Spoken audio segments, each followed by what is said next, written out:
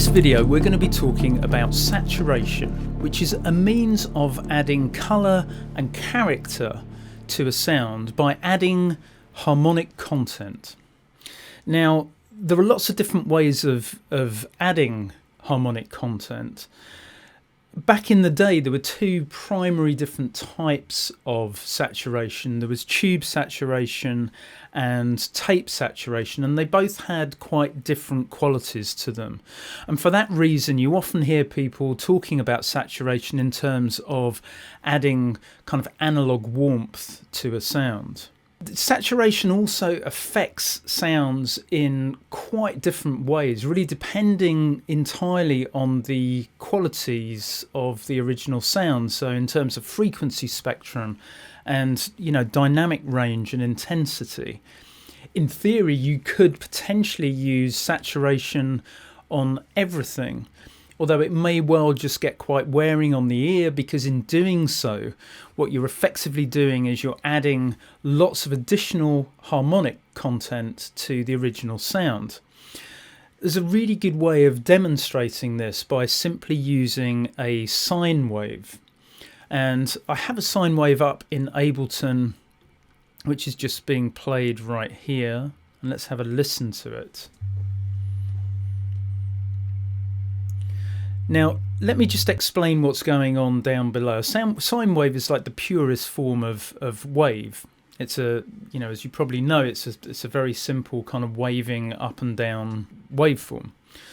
And it's extremely pure. So you can see from this spectrum here that there really are no overtones to this sound.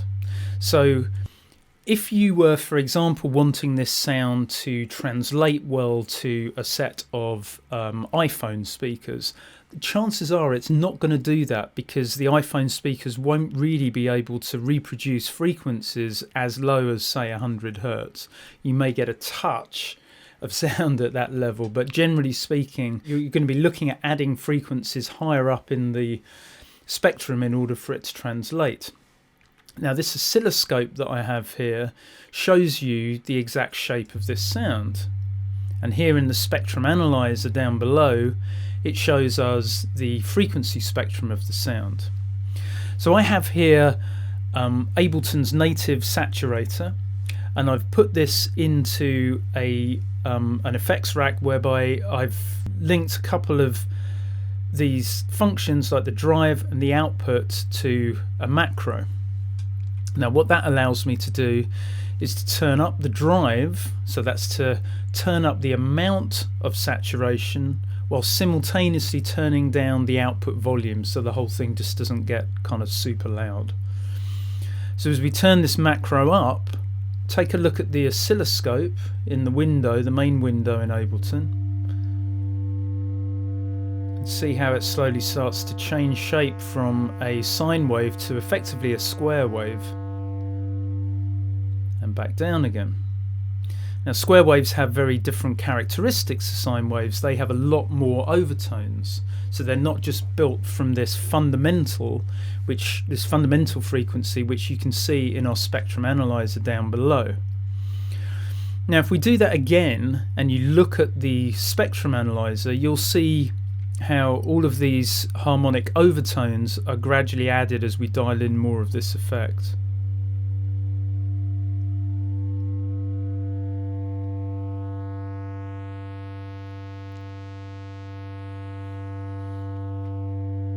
So, for example, if we wanted this sound to translate better to very small speakers that don't have the capacity to reproduce sound effectively at 100 Hertz, you could look at adding some subtle saturation or some subtle overtones just to bring out that sound so that it was more audible on a smaller speaker. There are so many other uses of saturation. For example, bringing out the qualities of a drum loop, so bringing out some of the more aggressive qualities in a drum loop. And I have such a loop right here. Now, this is without any saturation added.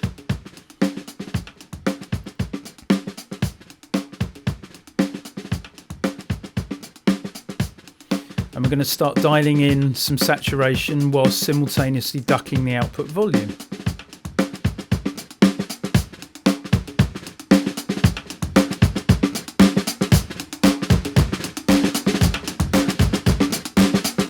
Now, again, if you look at the waveform, particularly in the kind of upper mid-range or the mid-range to uppers area, as we dial this in, see these relatively simple kind of waveforms become more and more complex.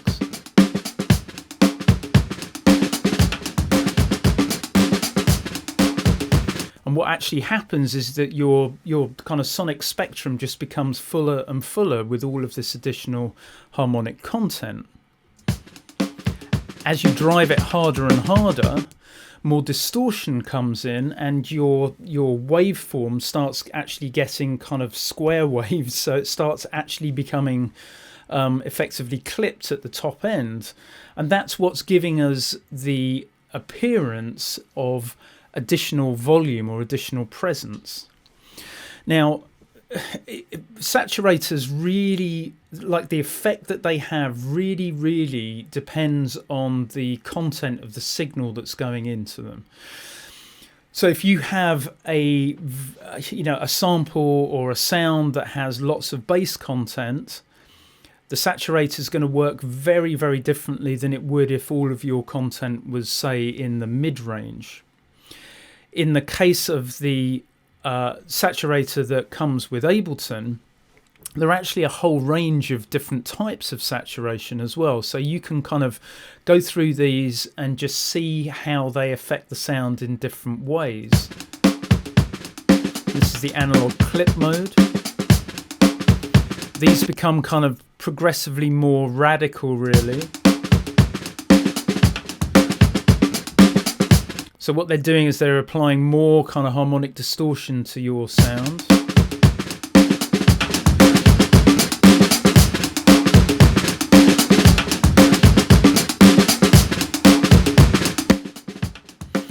Now, if you notice on the bottom end here as well, one of the side products or byproducts of saturation is you'll quite often find that it tends to add some additional bass content. Now that could be what you're looking for, but by and large what I tend to do is I'll put some kind of a corrective EQ after the saturation in order to just trim off some of that extra bottom end, because you can find that adding a lot of saturation to a sound can make your mix become quite muddy and quite woolly down there on the bottom end, especially if you're using sounds that are more kind of mid-range or high-end sounds or high-pitch sounds. You don't really want any sneaky bottom end coming in because of the saturation you've added. Now, for me personally, this saturation device is a bit of a broad brushstroke, right? It's you're applying it across all of the frequencies in the sound that you're feeding into the device. And I prefer to use saturation slightly more targetedly. So, for example, the VSM3 from Brainworks I particularly like because it allows me to dial in very specific elements of saturation on very specific frequencies. So you can control the amount and the frequency that you're targeting, and the way that I may use it, say, on a drum loop is simply to target some additional mid-range thump, where it may be that you want to bring out some of the upper mids and give the loop a touch more presence. Unless I'm looking for very much a special effect of some sort, I tend to use it relatively subtly. But again, as a compound effect over the course of putting an entire mix together, these little additions of presence and kind of analog warmth, as we said at the beginning, can make a real difference to the feel of the mix as a whole. So it's a tool to really, once again, understand why you're using it. What is the role of your part? Therefore, what elements might you like to bring out in that part that saturation can help you with?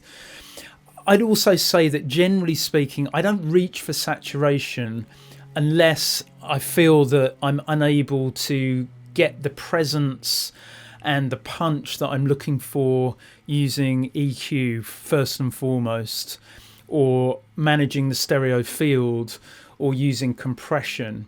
Saturation generally comes next in the chain of tools at my disposal to create a certain effect.